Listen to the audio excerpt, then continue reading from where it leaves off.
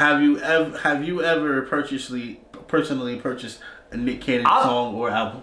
Listen, not music. Hell no. Hell no. But come on, Drumline?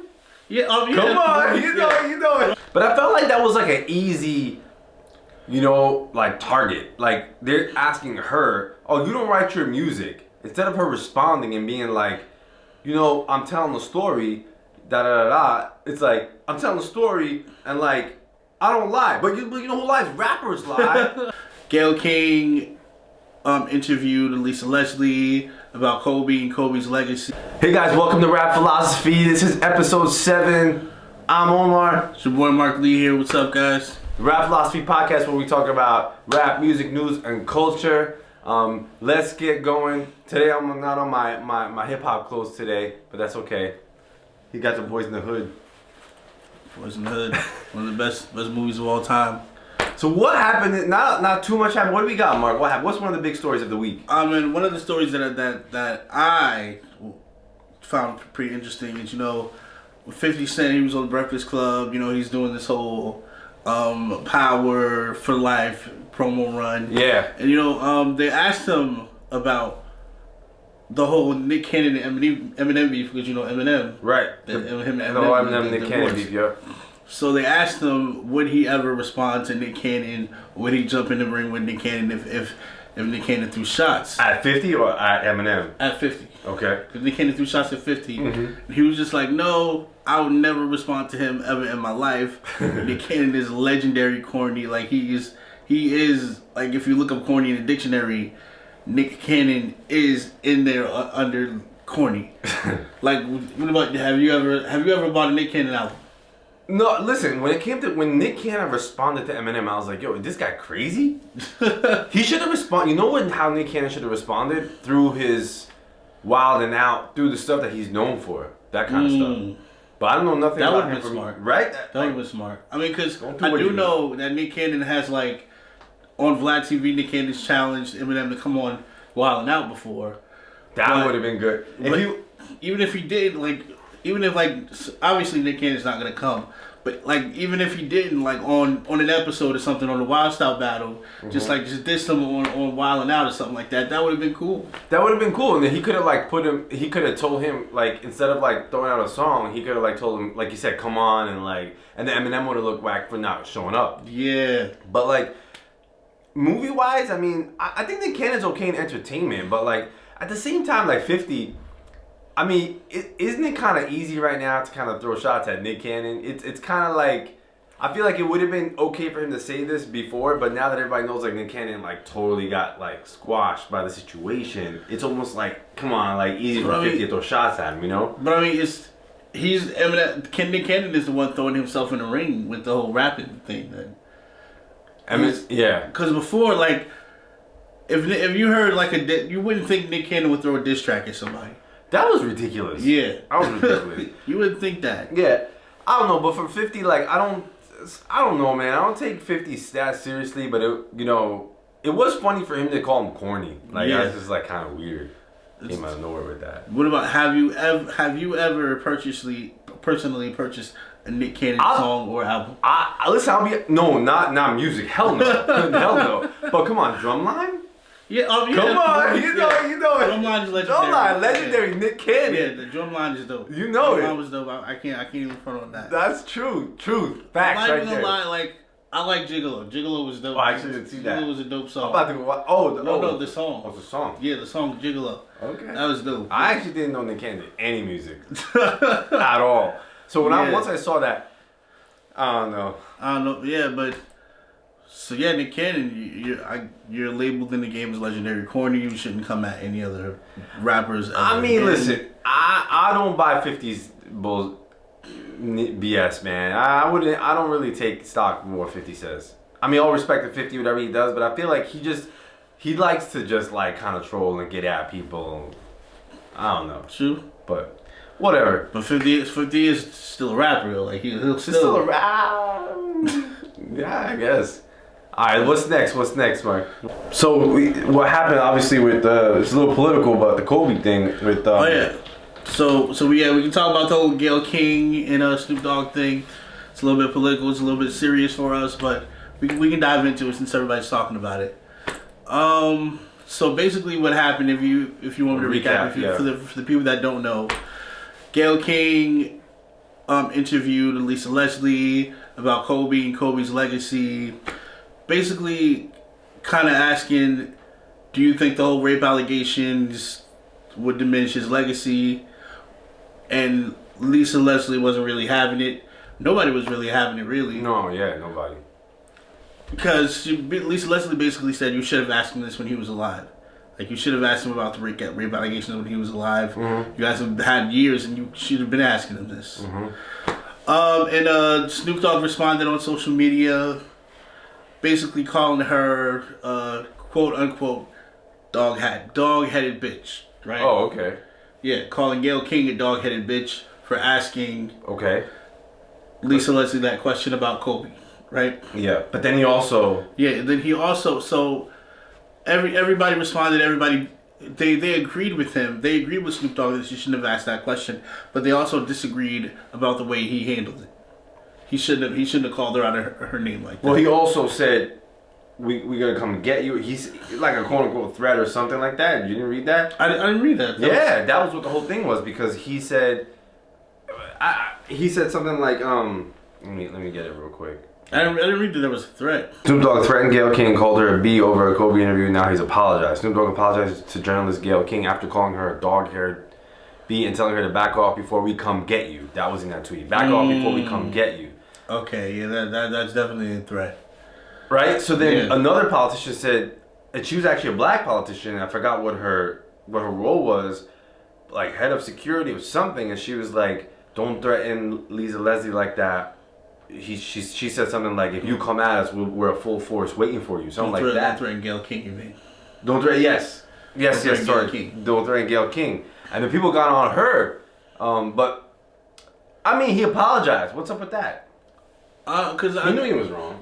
Because I remember seeing a tweet about how Snoop Dogg says, like, he talked to his mom, and his mom told him how that wasn't right. Really? Yeah. Come on. And he learned to err his ways, and he apologized. That's fine. I mean, I don't think he should have. I don't think if you speak. All right, so if you speak on that, I don't think he should have made that was kind of like a threat. I think he had to apologize, or else it would have. He could probably get sued for that. In terms of the interviewer, come on. I mean, I don't know what is there to say about it. Of course, why would you ask that question? It's crazy. Like, I don't have nothing really to talk about with that. I think it's kind of ridiculous. Yeah. So, if you were in her position, would you have asked that question? No, heck no. No way. At the interviewer? Yeah. This is out of Gale King. It's out of pocket. It's out of place. Keep in mind, you have a job to do. Well, what's the job? To make Kobe look bad? Good point. I mean, what's the relevance? How long ago was that? Those cases? I actually didn't even know that Kobe had allegations like that. Yeah, like, why bring that to light? I think it's like 03, 04. Why bring that, like, what? Yeah. Like, it's 2020. Like, what, you're gonna bring back 20 years later something after someone died? I don't understand. Like, and my whole thing would seemed like a dig at it. Yeah, my whole thing would kill me on social media is about everybody that's bringing up the rape case. They don't bring up the victim. They literally just say, "Hey, Kobe did this. He deserves this," or "Kobe did this. Kobe did this. Kobe did this." They don't. I'm pretty sure the people that are painting this out don't know the victim's name. We can't even call her a victim, really. You don't know her name. You don't know what happened in the case.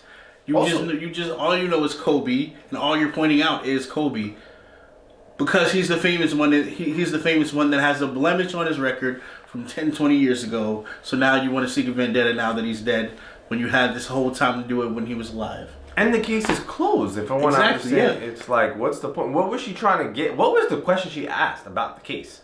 Like, how did she even bring that up? I think she said something about, like, and which I thought was hilarious. You know what I mean? Like, she said, is it even worth it? Is it even fair to bring up his allegations, meaning that he's no longer with us? She brought up that question. She asked if it was fair to bring it up, and still brought it up. While she was like, come on, Gale King, stop it. I don't know. I think stop it. I think it was horrible. I don't think it's smart. I don't think it makes sense. And even for the sake of reporting, it doesn't seem like, okay, if you're a reporter, it just doesn't seem relevant right now, right? Like, if you want to bring up something, should be relevant to the time. Yeah, like, where's your journalistic integrity? Yeah, that's that. I don't know. That's all I got to say about that topic. Well, A Boogie came out with a new album. Yeah? Yeah, it just dropped yesterday. I know you're not a huge fan of... I'm a huge A Boogie fan. Huge A Boogie fan. It came out called Artist 2.0. Been waiting for this to drop. It just dropped literally like I think yesterday. And I just got a chance to listen to a few songs. What do you think about the... Have you heard about the A Boogie and Lil TJ comparison? Mm-mm. Alright, well then you don't know Lil TJ. So you, I don't really know. Come on, Mark. I'm sorry. Come on, you gotta get on this stuff. I gotta get up. I gotta get up with my rappers, my new school rappers. We can't keep talking about J. Cole. So Nick Cannon admits that "Look Up to You." One of the lines in the beef is I used to look up to you. It's about 50 Cent. Okay, that's different. I don't know, man. Whatever. Nick Cannon's. Yeah. I don't know, man. Nick Cannon played himself with that stuff. Did you watch the Oscars? The Oscars, I didn't. What happened with the Oscars? So, Eminem out of nowhere performed "Lose I heard Yourself" about that. Yeah. at the Oscars. People were confused. I actually haven't watched it yet. Did you watch the? I watched the performance. It was dope. That's sick. Yeah, I heard watched like the performance. Yeah. it was like a video screen, and people didn't know he was gonna be there, and then he like came out. That sounds like it would be sick. It was dope. It was like because it was for "Lose Yourself," the same song that he won the Oscar for, by like what? That's sick. That's smart. Yeah, that's smart. But people were looking like, yo, what is Eminem doing here?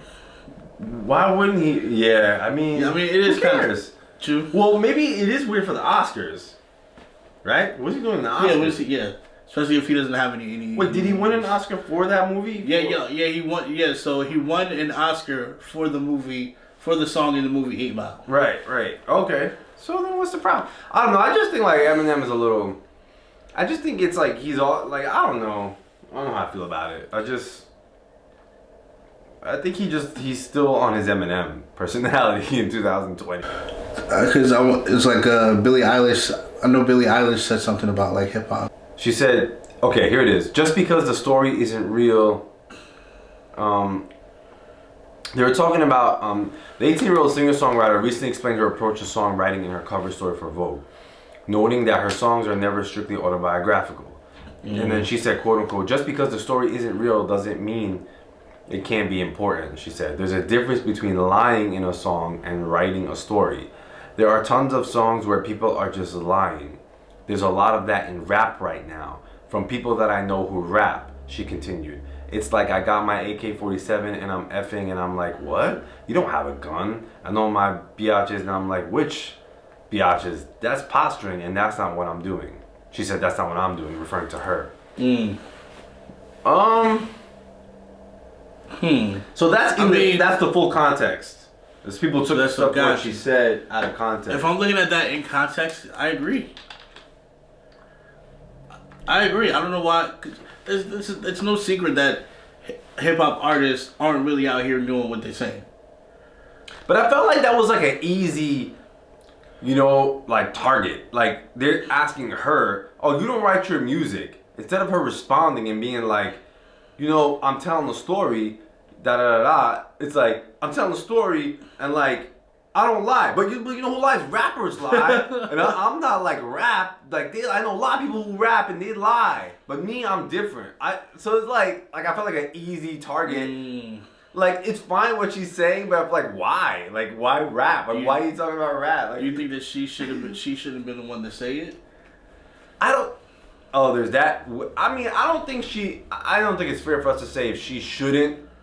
I don't understand why she's commenting on it, but to me it just felt out of pocket, out of place. Like, but is she right?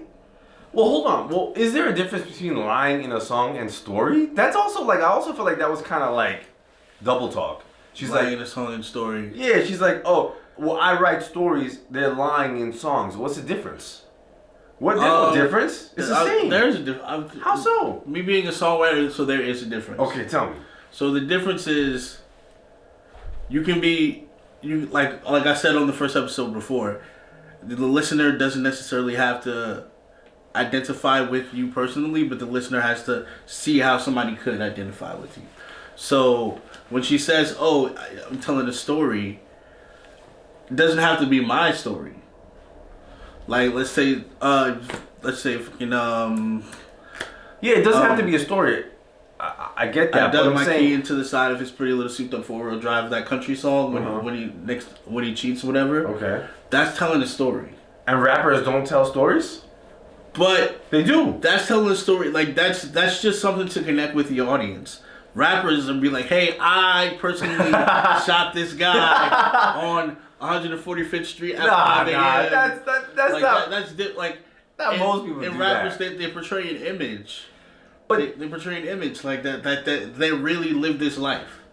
When we know, come on, we know you don't. We know you don't live this life like that. You're not out here shooting people and robbing people.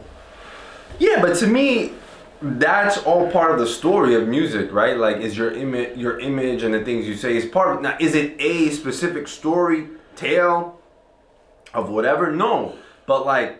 What they talk about is you could call it a story. Like, I don't think it's any different. Like, I feel like she's trying to point the finger and say, "Oh no, I'm different. Like, my music's different because like What was the comment? Did he say that she doesn't write, or it says that they're not autobiographical? Yeah, right. Like they're not real. Like they're not genuine. Which is exactly the case with rappers. Nah, which is exactly it's not autobiographical. There's a difference. So what's the difference between you, Billie Eilish? And there's a difference because rap, especially in hip hop, there's been, I guess, a thing where it's like we're buying into the image, we're buying into you. So the things that you're talking about, we're assuming that you actually did it. I mean, I don't think so. I feel like we understand that they did. We should know that they didn't. When Biggie's like, "I never thought it could happen. This rapping stuff, I was too used to packing gats and stuff." You really believe he was out here packing gats and selling drugs, like? Which probably was the case with Biggie. But what I'm saying is like, that's what I'm saying. It doesn't have to be. I feel like that's the standard rapper, like. But see, this is where I don't agree with Billie Eilish. It's like I get what songwriting is. Story writing in a song, right? That's like Eminem does that a lot, right? Tells a story. Yeah. But like, I feel like we all get now that rappers, it's not necessarily their life, but they still are. It's like they're telling a story. Like what? Like that's kind of part of the music, right? Like this, that, whatever. If you were to rap, if you were to just pick up a mic, right, start rapping.